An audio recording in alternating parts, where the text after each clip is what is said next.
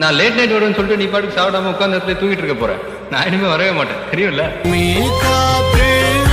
ஆகாசம் போல வாழும் பாசம் பாலே மாறும் காலெல்லாம் ஊர தேர சந்தோஷம் நூறு தலைமுறை சேர்ந்து செதுக்குன ஈரநலம் இது பாறையா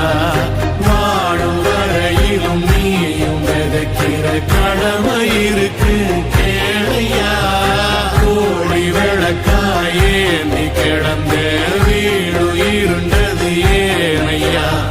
மாட விளக்காரியும் வரத்தா வீடு ஏங்கி இருக்குதையா எத்தனை சாமி வந்ததையா இது எந்தெந்த சாமி தந்ததையா எத்தனை பாட்ட சொன்னதையா அத சுத்து